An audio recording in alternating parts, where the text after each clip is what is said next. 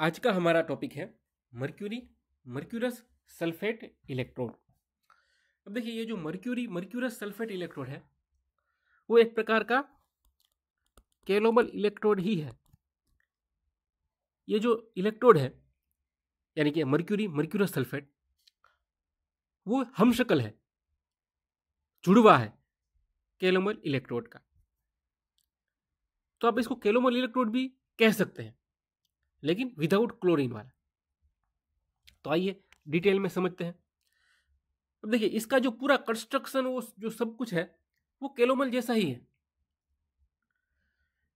ये भी एक क्या है, सेकेंडरी रेफरेंस इलेक्ट्रोड है।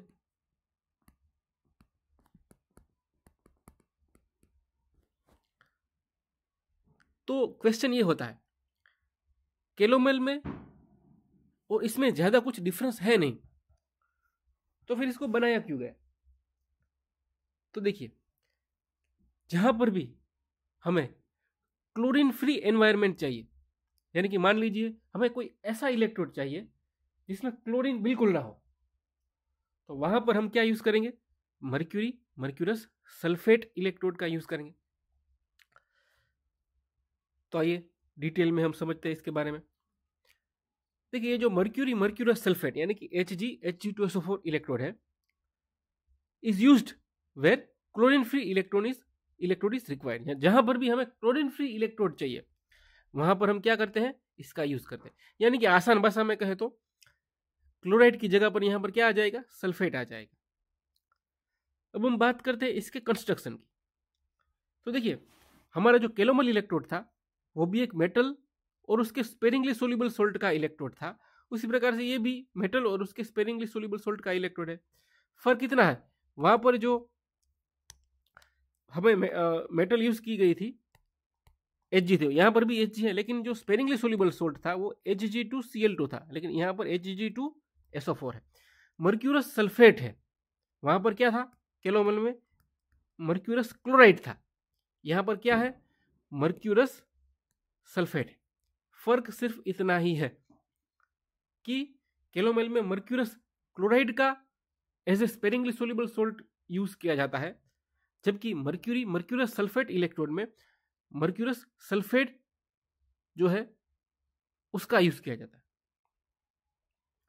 तो अगर आपको कोई पूछे कि कैलोमल में और मर्क्यूरस सल्फेट में फर्क क्या है, तो फर्क इतना ही है कि कैलोमल में मर्क्यूरस क्लोराइड यूज किया जाता है, जबकि मर्क्यूरस सल्फेट इलेक्ट्रोड में क्या यूज किया जाता है? मर्क्यूरस सल्फेट यूज किया जाता है। अब देखिए, अब हम बात करते हैं इसके कंस्ट्रक्शन की। सेम उसी तरह ही कंस्ट्रक्शन है कैलोमल की तरह ही। कैलोमल की तरह यहां पर भी एक बड़ी सी ग्लास की ट्यूब चाहिए,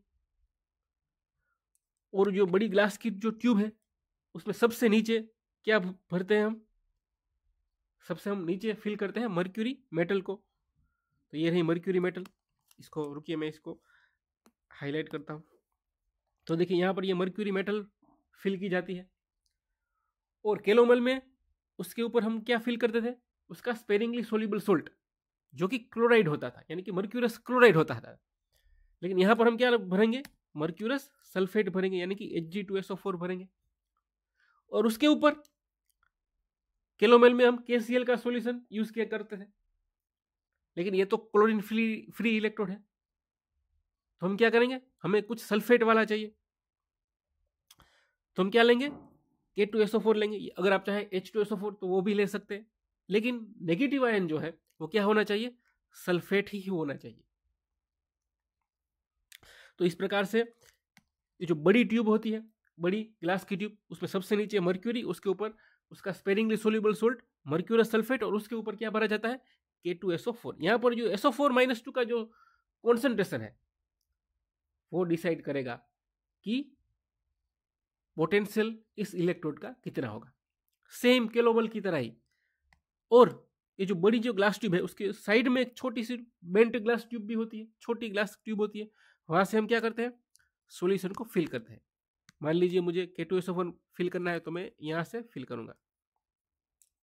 अब कैलोमल इलेक्ट्रोड की तरह ही यहां से छोटी, बीच में से छोटी ग्लास की पाइप होती है, वो पास की जाती है, और उस पाइप के अंदर क्या होता है, प्लेटिनम का वायर होता है, और ये जो वायर है वो मर्क्यूरी मेटल के साथ टच होना चाहिए। तो इस प्रकार से पूरा कंस्ट्रक्शन होता है। सेम कंस्ट्रक्शन है केलोमल की तरह, फर्क सिर्फ क्या है, यहाँ पर स्पेरिंगली सोल्यूबल सोल्ट जो है वो मर्क्यूरस सल्फेट हो जाता है, और जो KCl का सोल्यूशन था उसकी जगह पर क्या हो जाता है, पोटेशियम सल्फेट का या फिर H2SO4। तो यहाँ पर आपको क्या करना है, क्लोरीन को रिप्लेस कर देना है, किससे, सल्फेट आयन से। अब देखिए रिप्रेजेंटेशन भी सेम उसी की तरह ही होगा, जहां जहां आपको क्लोरीन दिखे वहां से आपको क्या करना है, सल्फेट लगा देना है। तो देखिए सबसे पहले इसका रिप्रेजेंटेशन कुछ इस प्रकार होगा, सल्फेट आयंस, देखिए K2SO4 में सल्फेट आयंस हो गई ही, तो SO4-2 वो किसके कांटेक्ट में है, Hg2SO4 के, और वो किसके कांटेक्ट में है, मर्क्यूरी मेटल के, यानी कि SO4-2 Hg2SO4 और Hg। देखिए ये है फोटोग्राफ हमारे मर्क्यूरस सल्फेट इलेक्ट्रोड का, कुछ इस प्रकार से होता है। अब हम बात करते हैं सेल रिएक्शन की।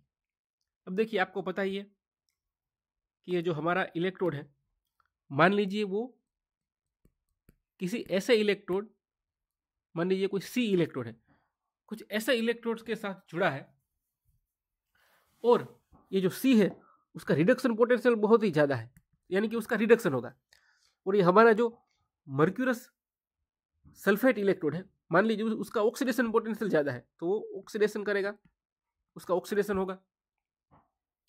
तो इस सिचुएशन में अगर उसके ऊपर ऑक्सीडेशन हो रहा है तो वो एनोड की तरह बिहेव करेगा। अगर ये एनोड की तरह बिहेव करता है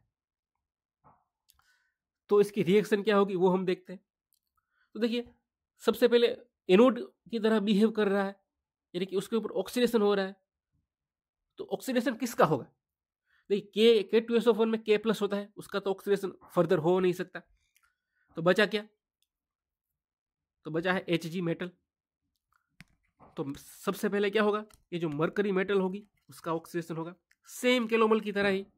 तो क्या होगा, Hg 2 मोल जो Hg मेटल है 2Hg, उसका ऑक्सीडेशन होगा, और किस में कन्वर्ट होगा, Hg2+2 में कन्वर्सन होगा, और 2 इलेक्ट्रॉन रिलीज होंगे।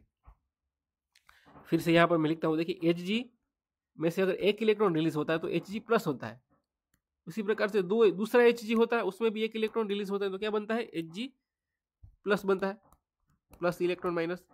तो इसको मैं किस प्रकार लिख सकता हूं, इसको मैं कुछ इस प्रकार लिख सकता हूं, 2Hg गिव्स Hg2, ये +2 हो गया, +2 इलेक्ट्रॉन माइनस। आई होप कि आपको समझ में आ रहा है। तो ये 2Hg gives Hg2+2 +2 electron minus. अब देखिए इसका यहाँ पर इलेक्ट्रॉन रिलीज हुए हैं, तो इसको हम क्या कहते हैं, ऑक्सीडेशन कहते हैं। लेकिन Hg2+2 है वो आयन है, तो उसको स्टेबिलिटी के लिए क्या चाहिए, दूसरा आयन चाहिए, नेगेटिव आयन। तो वो नेगेटिव आयन क्या होगा, सल्फेट आयन होगा। तो एक जो K2SO4 का सॉल्यूशन जो है उसमें सल्फेट आयन है, तो वो Hg2+2 के साथ जुड़ जाएंगे। तो देखिए Hg2+2 है, उसके साथ कौन जुड़ जाएगा, सल्फेट आयन जुड़ जाएगा। वहां पर क्लोराइड आयन जुड़ते थे, यहाँ पर सल्फेट आयन जुड़ जाएगा, और क्या बन जाएगा, Hg2SO4 बन जाएगा। इसको हम क्या कहते हैं, प्रेसिपिटेशन कहते हैं, क्योंकि ये प्रेसिपिटेट बन गए। ये क्या है, स्पेरिंगली सोल्यूबल सोल्ट है, इसलिए इसको हम क्या कहेंगे, प्रेसिपिटेशन कहेंगे। तो ये Hg2SO4 बन गया है। ऑल ओवर रिएक्शन क्या होगी, तो देखिए ऑल ओवर रिएक्शन कुछ इस प्रकार होगी, ये Hg2+2 कैंसिल हो जाएगा, बचेगा क्या, 2Hg + SO4 2 minus gives Hg2SO4 +2 electron minus. ये क्या है, हमारी ऑल ओवर रिएक्शन है। यानी कि अगर हमारा जो ये इलेक्ट्रोड है मर्क्यूरस सल्फेट इलेक्ट्रोड अगर एनोड की तरह बिहेव करता है, यानी कि उसके ऊपर ऑक्सीडेशन होता है, तो उसमें कुछ इस प्रकार से रिएक्शन देखने को मिलेगी। अब देखिए यहां पर भी आप देखिए नॉनस्ट इक्वेशन आपको पता ही है, E cell is equal to E0 cell minus 2.303 RT upon NF log product upon reactant. अब देखिए यहां पर प्रोडक्ट में देखिए ये हमारी प्रोडक्ट है P और ये हमारी रिएक्टेंट है, तो यहाँ देखिए प्रोडक्ट में 2 इलेक्ट्रॉन है, उसकी एक्टिविटी तो कुछ होती नहीं। ये सॉलिड है Hg2SO4, ये प्रेसिपिटेट्स है, स्पेरिंगली सोल्यूबल सोल्ट है। तो सॉलिड की एक्टिविटी क्या होती है? 1 ही होती है। तो इसका एक्टिविटी तो क्या हो जाएगा? प्रोडक्ट का 1 हो जाएगा। तो मैं यहाँ लिखता हूँ 1। ये हमारा रिएक्टेंट है, रिएक्टेंट में 2Hg, Hg तो मेटल है, प्योर मेटल की एक्टिविटी क्या होगी? 1 ही होगी। तो सिर्फ बचा क्या? SO4 - 2 बचा है। तो नीचे मैं लिखता हूँ यहाँ पर देखें SO4 - 2, यानी कि ये जो सेल है उसका पोटेंशियल जो है वो सल्फेट आयंस के कॉन्सेंट्रेशन के ऊपर डिपेंड करता है। जैसे ही सल्फेट आयन का कॉन्सेंट्रेशन चेंज होगा यहाँ पर पोटेंशियल भी चेंज होगा। अब मान लीजिए ये जो हमारा मर्क्यूरस सल्फेट इलेक्ट्रोड है वो एक कैथोड की तरह बिहेव कर रहा है। किसकी तरह बिहेव कर रहा है?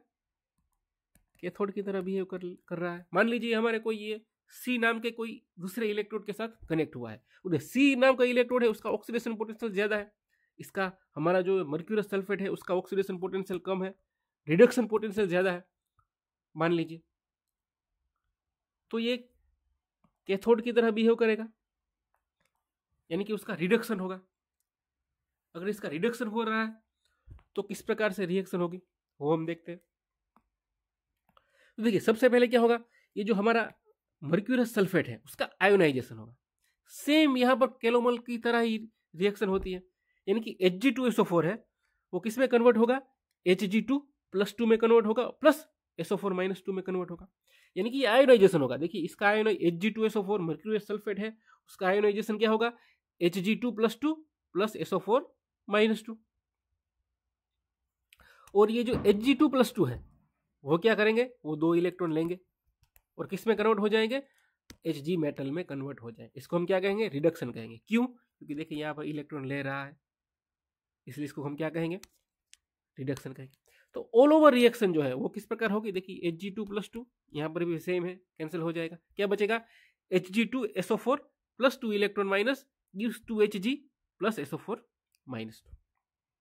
तो अगर हमारा जो इलेक्ट्रोड है मर्क्यूरस सल्फेट इलेक्ट्रोड अगर कैथोड की तरह बिहेव कर रहा है तो ये कुछ इस प्रकार से रिएक्शन, ऑल ओवर रिएक्शन कुछ इस प्रकार से होगी। अब देखिए यहाँ पर फिर से हम नॉस्ट इक्वेशन लगाते हैं। नॉस्ट इक्वेशन क्या है? E cell is equal to E0 cell minus 2.303 RT upon NF log product का कॉन्सेंट्रेशन और नीचे रिएक्टेंट का कॉन्सेंट्रेशन। देखिए ये राइट साइड में जो है ये हमारी प्रोडक्ट है, ये हमारा रिएक्टेंट है। प्रोडक्ट में क्या है? देखिए सल्फेट आयन आपको दिखाई दे रहा है, उसका कुछ पोटेंशियल उसका कुछ एक्टिविटी होगा। तो यहाँ पर मैं लिखता हूँ SO4 - 2 एक्टिविटी आकर कॉन्सेंट्रेशन। Hg जो है वो तो प्योर मेटल ही है और मेटल की एक्टिविटी या फिर कॉन्सेंट्रेशन क्या होगा? 1 ही होगा, उसको 1 ही लेते हैं। प्योर मेटल या फिर प्योर गैस का जो एक्टिविटी होता है या फिर कॉन्सेंट्रेशन होता है वो फिक्स ही होता है।